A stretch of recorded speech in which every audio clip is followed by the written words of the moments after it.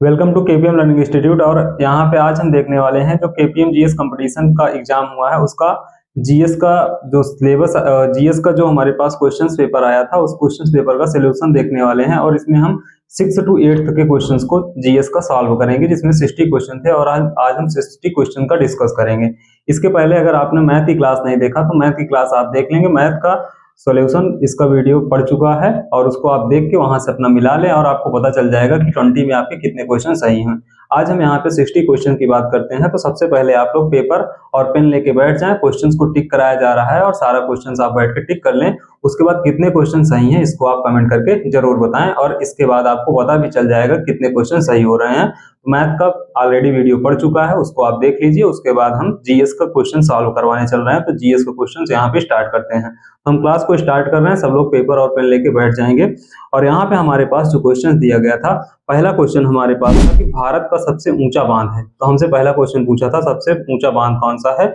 यहाँ पे 4 ऑप्शन था, हीराकुंड, टिहरी बांध, भांगड़ा बांध और लखवार बांध। जिसको पता है वो कमेंट भी करता रहेगा। यहाँ पे जो इसका ऑप्शन नंबर बी है, टिहरी बांध, एकदम सही आंसर है। इसके बाद हमसे यहाँ पे दूसरा क्वेश्चन पूछा था कि भारत का सबसे लंबा बांध कौन सा है। यहाँ पे हमारे पास 4 ऑप्शन दिया गया था, हीराकुंड बांध, टिहरी बांध, भांगड़ा बांध और लखवार बांध। तो यहाँ पे ऑप्शन नंबर ए हीराकुंड बांध एकदम इसका राइट आंसर है। हम आते हैं अपने थर्ड क्वेश्चन पे। थर्ड क्वेश्चन में हमसे पूछा था कि भारत का सबसे लंबा राष्ट्रीय मार्ग है। तो यहाँ पे NH44 ऑप्शन नंबर बी दिया गया था, NH44। तो NH44 आप टिक कर लेंगे, एकदम इसका क्या है, राइट आंसर है। फिर हमसे क्वेश्चन नंबर 4 में पूछा था कि भारत का सबसे बड़ा जिला क्षेत्रफल के अकॉर्डिंग बताना था। माहे, कच्छ, प्रतापगढ़, मुंबई। तो गुजरात का कच्छ जिला है जो भारत का सबसे बड़ा जिला है। और यहाँ पे अगला क्वेश्चन हमारे पास है क्वेश्चन नंबर 5। क्वेश्चन नंबर 5 में पूछा है कि भारत की सबसे लंबी नदी कौन सी है। तो भारत की सबसे लंबी नदी गंगा नदी है। और ये क्वेश्चन का सबको आंसर सही रहा होगा। अब आते हैं नेक्स्ट क्वेश्चन पे, क्वेश्चन नंबर 6 पे कि भारत का सबसे ऊंचा झरना। तो भारत का सबसे ऊंचा झरना, यहाँ पे 4 ऑप्शन है, जोग या गरसोपा, कोचिकल, किनेरम, दूधसागर। तो यहाँ पे जोग या गरसोपा एकदम क्या हो जाएगा इसका राइट आंसर। क्वेश्चन नंबर 7 पे आते हैं।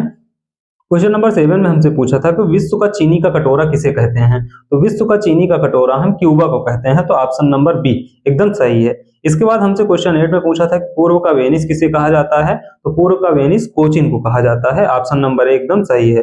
1000 हाथियों की भूमि किसे कहा जाता है। तो यहाँ पे option number C Laos. Laos को 1000 हाथियों का क्या कहा जाता है, भूमि कहा जाता है।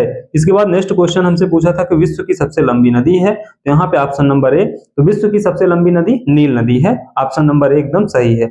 इसके बाद क्वेश्चन नंबर 11 में हमसे कहा था कि विश्व की सबसे छोटी नदी है। तो यहाँ पे विश्व की जो सबसे छोटी नदी है, अभी जो प्रेजेंट टाइम पे है, रो नदी हो गई है, लेकिन इसके पहले डी नदी है। तो यहाँ पे ऑप्शन नंबर सी क्या है, एकदम इसका सही आंसर है।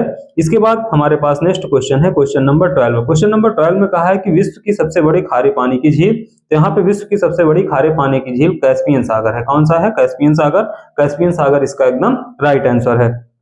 इसके बाद नेक्स्ट क्वेश्चन हमसे पूछा है कि भारत के मुख्य न्यायाधीश हैं। तो यहाँ पे हमारे पास ऑप्शन नंबर सी में दिया गया है DY चंद्रचूड़। तो DY चंद्रचूड़ जी एकदम क्या है, इसका right answer option number C है। अगला क्वेश्चन हमसे पूछा है कि भारत के वर्तमान मुख्य चुनाव आयुक्त। तो यहाँ पे ऑप्शन नंबर सी हमको राजीव कुमार दिया गया है, जो कि एकदम क्या है, इसका राइट आंसर है। इसके बाद नेक्स्ट क्वेश्चन हमसे पूछा है कि भारत के वर्तमान मानव संसाधन विकास मंत्री कौन है। तो अगर हम बात करते हैं कि भारत के वर्तमान मानव संसाधन विकास मंत्री, तो रमेश पोखरियाल जी हैं, जो कि इसमें ऑप्शन नहीं था। तो इसका सबको सेम अंक मिल जाएगा, इसके लिए कोई परेशान नहीं होगा। इसके बाद हमारे पास क्वेश्चन नंबर 16 में पूछा है कि विश्व का सबसे बड़ा देश। तो विश्व का सबसे बड़ा देश जनसंख्या में पूछा है, तो चीन है।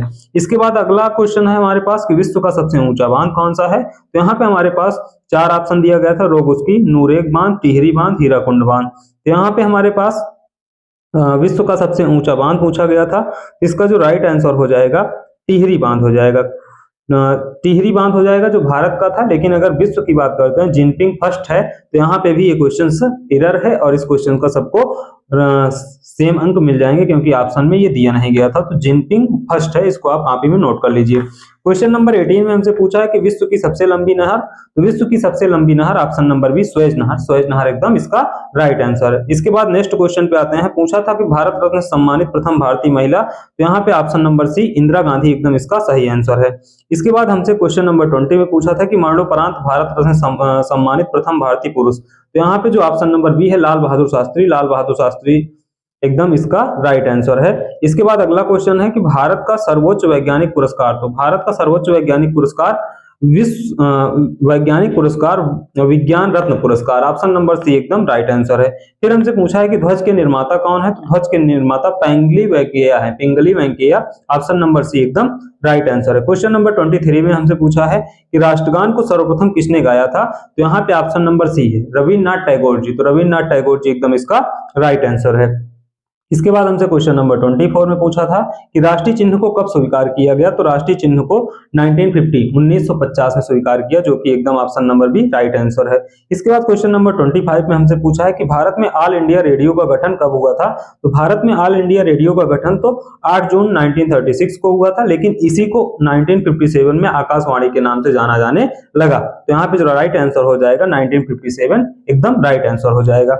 नेक्स्ट क्वेश्चन हमसे पूछ रखा है कि भारत में सर्वप्रथम डाक सेवा कब प्रारंभ हुई, तो भारत में सर्वप्रथम डाक सेवा 1837 में हुई, ऑप्शन नंबर सी एकदम इसका राइट आंसर है। इसके बाद क्वेश्चन नंबर 27 में पूछा था कि डीटीएच सेवा की शुरुआत कब हुई थी, तो डीटीएच सेवा की शुरुआत 16 दिसंबर 2004, ऑप्शन नंबर डी एकदम क्या है राइट आंसर। इसके बाद नेक्स्ट क्वेश्चन 28 में पूछा था कि प्रथम भारतीय फिल्म कौन सी है, तो प्रथम भारतीय फिल्म राजा हरिश्चंद्र है, option number C, option number C एकदम सही है, क्योंकि जो प्रथम मूक फिल्म आई थी राजा हरिश्चंद्र वो 1913 में आई थी, और जो सेकंड फिल्म आई थी आलमारा वो 1931 में आई थी, तो पहली फिल्म हमारा राजा हरिश्चंद्र एकदम राइट आंसर हो जाएगा।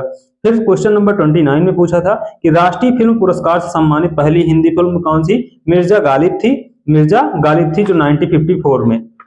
इसके बाद हमारे पास आते हैं नेक्स्ट क्वेश्चन पे।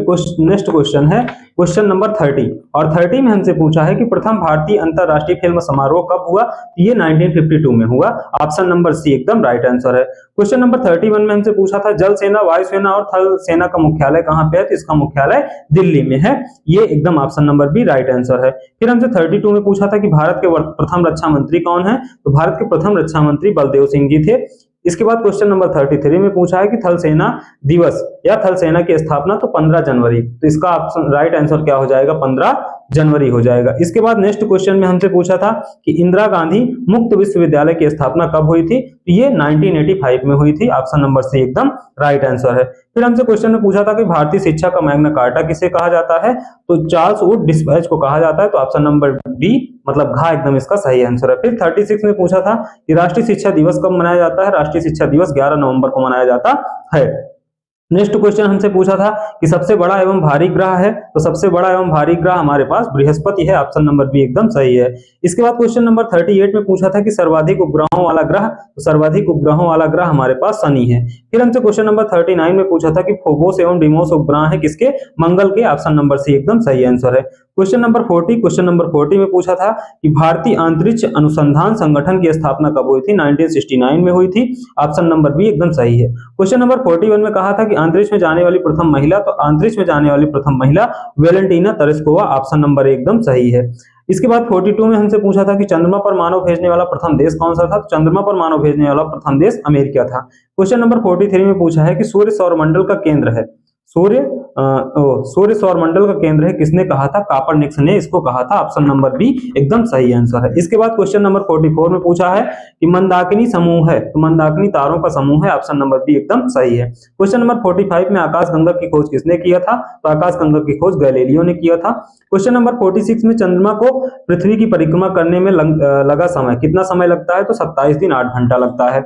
इसके बाद क्वेश्चन नंबर 47 में हमसे पूछा है कि पृथ्वी की त्रिज्या कितनी है, तो पृथ्वी की त्रिज्या 6378 किलोमीटर, ऑप्शन नंबर डी एकदम राइट आंसर है। क्वेश्चन नंबर हमसे 48 में पूछा है कि पृथ्वी अपने अक्ष पर एक चक्कर पूरा करती है 23 घंटा 56 मिनट, ऑप्शन नंबर डी एकदम सही आंसर है।